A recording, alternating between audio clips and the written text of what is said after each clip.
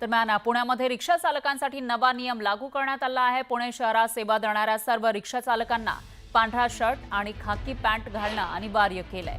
यासोबतच ओळखपत्र लावणं सुद्धा बंधनकारक असणार आहे। तर पुणे आरटीओनं या संदर्भात अधिकृत पत्रक जारी केलं आहे। नियम तोडणाऱ्या रिक्षा चालकांवर मोटार वाहन कायद्यानुसार कठोर कारवाई केली जाणार आहे। यासाठी आरटीओच्या वायुवेग पथकांमार्फत नियमित तपासणी सुरू असते। यासोबतच गणवेश, ओळखपत्र आणि कागदपत्र तपासणीसाठी विशेष मोहीम राबवली जाणार आहे। या मोहिमेसाठी स्वतंत्र पथकं तैनात केली जाणार आहेत। नियम तोडणाऱ्यांना दंड आणि अन्य कायदेशीर कारवाईला सामोरं जावं लागणार आहे। तर हा निर्णय रिक्षा चालक संघटनांनी देखील स्वागतार्ह मानलाय। त्यामुळे प्रवाशांचा विश्वास वाढेल आणि वाहतूक व्यवस्था शिस्तबद्ध होईल असा विश्वास व्यक्त केला जातोय।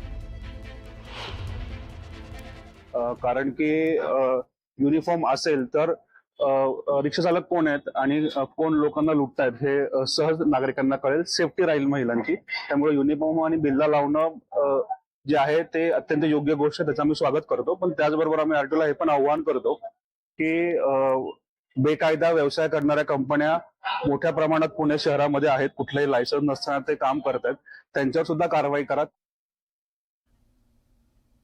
पुणे शहरातील कात्रज भागातील सिंहगड कॉलेज परिसरात कोयत्याने हल्ला करून दहशत पसरवणाऱ्या आरोपीला भारती विद्यापीठ पोलिसांनी अटक केली आहे। तर ज्या परिसरामध्ये कोयता घेऊन दहशत निर्माण करण्याचा प्रयत्न केला त्याच ठिकाणी भारती विद्यापीठ पोलिसांनी आरोपीची धिंड काढली। तन्मय भुयारी आणि एका साथीदाराला पोलिसांनी अटक केली आहे। दरम्यान संभाजीनगर जवळील तिसगाव परिसरात 2 गटात जोरदार मारामारी झाली। यामध्ये 2 जण गंभीर जखमी झाले।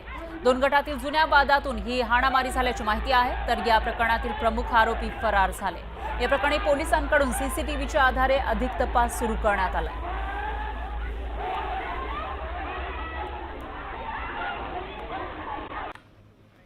यानंतर एक महत्त्वाची बातमी आहे दुचाकी स्वारांसाठी। दुचाकी स्वारांना आता हेल्मेट घातला तरी त्यांच्यावर दंडात्मक कारवाई होऊ शकते। 2025च्या नवीन वाहतूक नियमानुसार हेल्मेट ISI मार्क केलेला आणि ब्रँडेड असणं आवश्यक आहे। तसंच जर तुम्ही हेल्मेटचा पट्टा योग्यरित्या बांधला नसेल तरीही तुम्हाला दंड भरावा लागू शकतो। हेल्मेटचा पट्टा नीट बांधलेला नसेल तर वाहतूक पोलीस किमान 1000 रुपयांची पावती फाडू शकतात।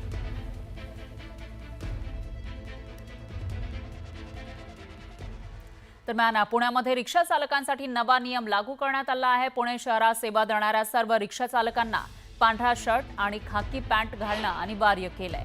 यासोबतच ओळखपत्र लावणं सुद्धा बंधनकारक असणार आहे। तर पुणे आरटीओनं या संदर्भात अधिकृत पत्रक जारी केलं आहे। नियम तोडणाऱ्या रिक्षा चालकांवर मोटार वाहन कायद्यानुसार कठोर कारवाई केली जाणार आहे। यासाठी आरटीओच्या वायुवेग पथकांमार्फत नियमित तपासणी सुरू असते। यासोबतच गणवेश, ओळखपत्र आणि कागदपत्र तपासणीसाठी विशेष मोहीम राबवली जाणार आहे।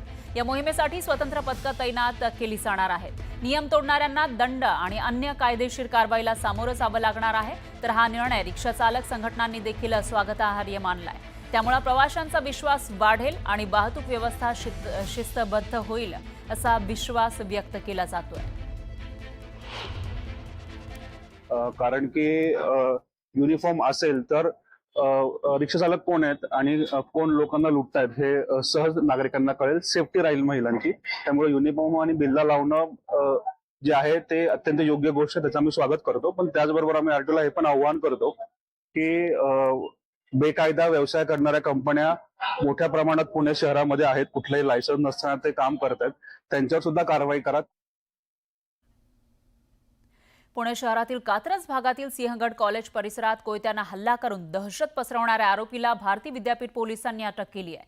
तर ज्या परिसरामध्ये कोयता घेऊन दहशत निर्माण करण्याचा प्रयत्न केला त्याच ठिकाणी भारती विद्यापीठ पोलिसांनी आरोपीची धिंड काढली। तन्मय भुयारी आणि एका साथीदाराला पोलिसांनी अटक केली आहे।